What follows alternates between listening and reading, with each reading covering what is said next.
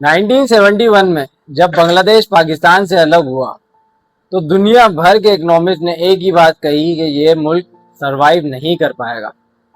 कोई major industry नहीं, हर साल फ्लड और एक इकोनॉमी जो वॉर की वजह से पूरी तबाह हो चुकी थी।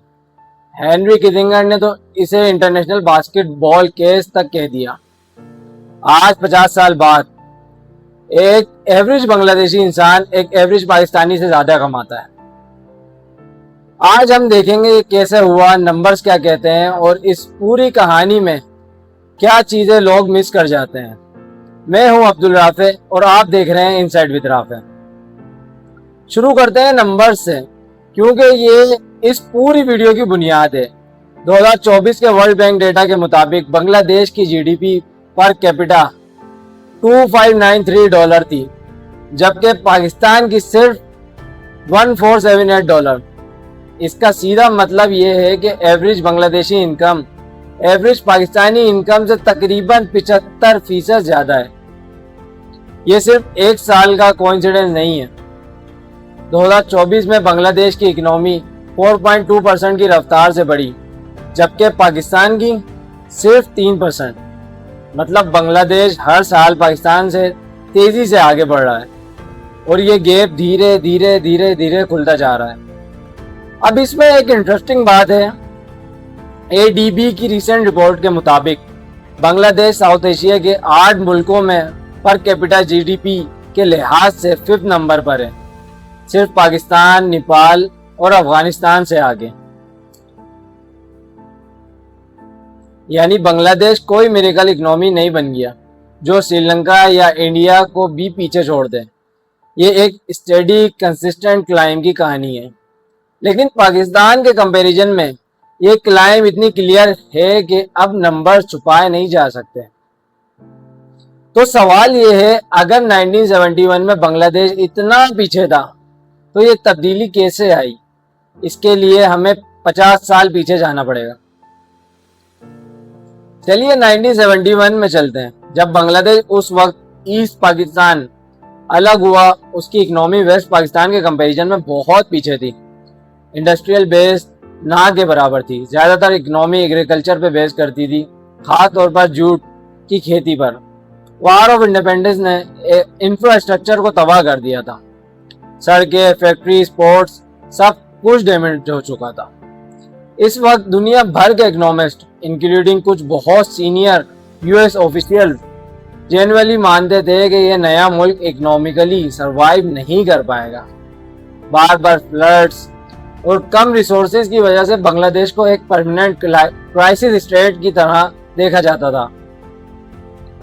दूसरी तरफ पाकिस्तान के पास उस वक्त ज्यादा एस्टेब्लिश्ड इंडस्ट्रियल बेस था, बेहतर इंफ्रास्ट्रक्चर और इंटरनेशनल कम्युनिटी में ज्यादा सपोर्ट भी थी पाकिस्तान की। तो बुनियादी सवाल ये है, जिस मुल्क के पास इतना कम था वो 50 साल में उस मुल्क से आगे कैसे निकल गया जिसके पास इतना ज्यादा था?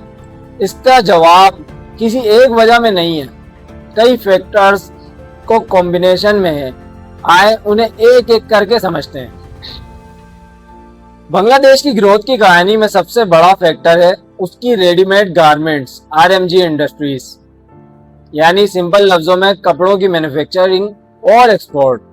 ये इंडस्ट्री 1980 में सिर्फ $1.8 मिलियन की थी और 2023 तक $47 बिलियन तक पहुंच गई, यानी लगभग 26,000 गुना इजाफा सिर्फ 4 दिहाइयों में।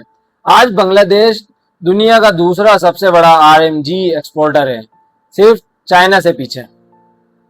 ये आखिर हुआ कैसे? 1980s में साउथ कोरियन कंपनीज के साथ कोलैबोरेशन से टेक्नोलॉजी और मैनेजमेंट एक्सपर्टीज ट्रांसफर हुई और मल्टी फाइबर अरेंजमेंट के थ्रू बांग्लादेश को वेस्टर्न मार्केट्स, यूएस और यूरोप जैसे में कोटा फ्री एक्सेस मिल गया। ये एक बड़ा कॉम्पिटिटिव एडवांटेज था बांग्लादेश के लिए, जो दूसरे मुल्कों के पास बिल्कुल भी नहीं था।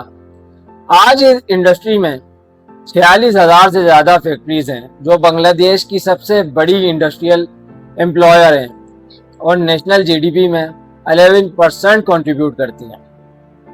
ये सेक्टर अकेला मैन्युफैक्चरिंग एम्प्लॉयमेंट का 36% बनाता है और 4.1 मिलियन लोगों का रोजगार देता है, जिनमें ज्यादातर वुमेन हैं, जिससे फीमेल वर्क फोर्स पार्टिसिपेशन भी बढ़ी।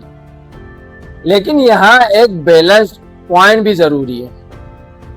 आरएमजी अकेला बांग्लादेश की एक्सपोर्ट का 81% बनाता है, यानी बांग्लादेश की इकोनॉमी एक ही इंडस्ट्री पर बहुत ज्यादा डिपेंड हो चुकी है, जो अपने आप में एक रिस्क है। अगर ग्लोबल डिमांड कम हो जाए या कोई दूसरे मुल्क ये एडवांटेज ले लें। पाकिस्तान के पास भी टेक्सटाइल इंडस्ट्रीज हैं, लेकिन बांग्लादेश जितनी स्केल और ग्लोबल मार्केट शेयर नहीं है, और ये फर्क इन दोनों मुल्कों में एक्सपोर्ट नंबर्स में क्लियरली दिखता है। दूसरा बड़ा फैक्टर है रेमिटेंस, यानी वो पैसा जो बाहर मुल्क में काम करने वाले लोग अपने वतन भेजते हैं। पाकिस्तान में रेमिटेंस जीडीपी का 9.4% बनाते हैं, जबकि बांग्लादेश में ये सिर्फ 6.1% है। पहली नज़र में लग सकता है कि ये ज़्यादा रेमिटेंस अच्छी बात है और शॉर्ट टर्म में ये ज़रूरी मदद करता है फॉरेन करेंसी रिजर्व के लिए, लेकिन इकोनॉमिस्ट इस पर एक इम्पोर्टेंट पॉइंट उठाते हैं।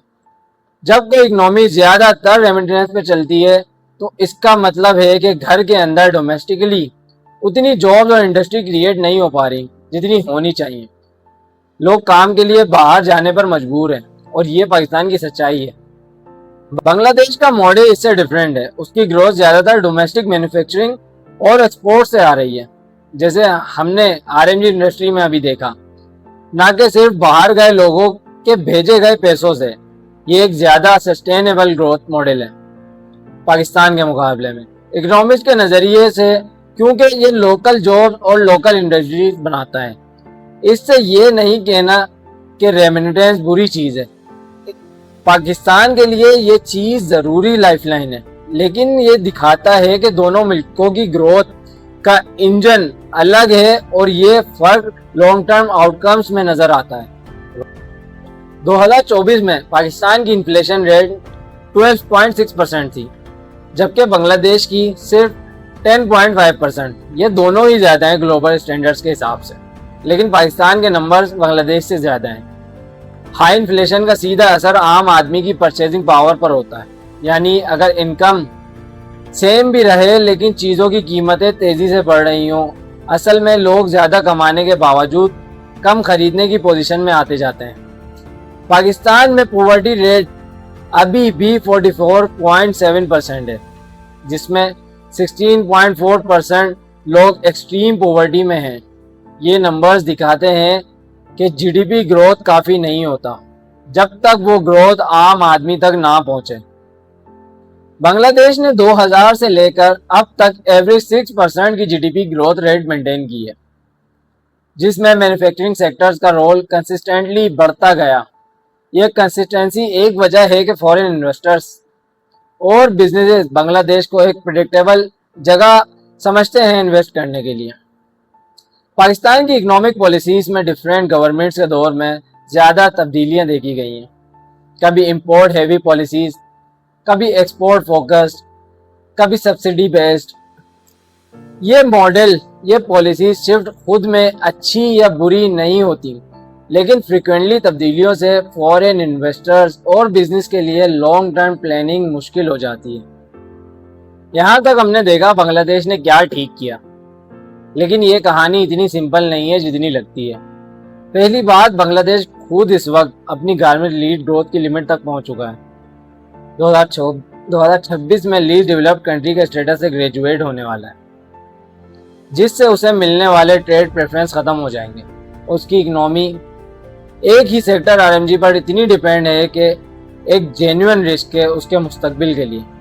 दूसरी बात, बांग्लादेश के अपने स्ट्रक्चरल चैलेंजेस हैं जो नंबर्स में नज़र नहीं आते। क्लाइमेट चेंज का खतरा, फ्रिक्वेंटली फ्लड्स, गारमेंट वर्कर्स के लिए लो वेजेस और वर्किंग कंडीशंस के मसाइल, और पॉलिटिकल इनस्टेबिलिटी जो कि आपने देख भी रहे हैं। तीसरी बात, और शायद सबसे ज़रूरी, पाकिस्तान की पॉपुलेशन 257 मिलियन है 2026 में, यानी पाकिस्तान का स्केल बांग्लादेश से काफ़ी बड़ा है और इतनी बड़ी पॉपुलेशन को मैनेज करना अपने आप में एक डिफरेंट तरह का चैलेंज है जो पर कैपिटा नंबर्स में फुली कैप्चर नहीं होता। ये बांग्लादेश परफेक्ट है, पाकिस्तान फेल हो गया वाली कहानी नहीं है। ये दो अलग डेवलपमेंट पाथ की कहानी है। एक कंसिस्टेंट मैन्युफैक्चरिंग लीड ग्रोथ की तरफ गया, दूसरा ज़्यादा मिक्स्ड और कभी कभी इनकंसिस्टेंट रहा। दोनों की अपने स्ट्रेंथ हैं और दोनों की अपनी जेन्युइन चैलेंजेस हैं जो आने वाले सालों में उनकी डायरेक्शन डिसाइड करेंगे। नंबर्स अपनी जगह सच हैं। बांग्लादेश की पर कैपिटा इनकम पाकिस्तान से ज़्यादा है, उसकी ग्रोथ रेट भी बेहतर है, लेकिन इन नंबर्स के पीछे की कहानी कौन जानता है? कौन हारा, कौन जीता? जितनी सिंपल नहीं है। असल सवाल ये है, इन दोनों मुल्कों की पॉलिसी मेकर्स, बिजनेसेस और आवाम इन नंबर से क्या सीखते हैं, क्योंकि दोनों के आगे अभी भी बहुत लंबी राह है। अब आप मुझे बताएं कि आपका क्या ख्याल है, ये फर्क सिर्फ इकोनॉमिक पॉलिसीज का है या इसके पीछे और भी फैक्टर्स हैं जो हम मिस कर रहे हैं? कमेंट्स में अपनी राय का इजहार ज़रूर कीजिए। अभी तक के लिए मुझे इजाज़त दीजिए। अल्लाह हाफिज़। मिलते हैं अगली वीडियो में।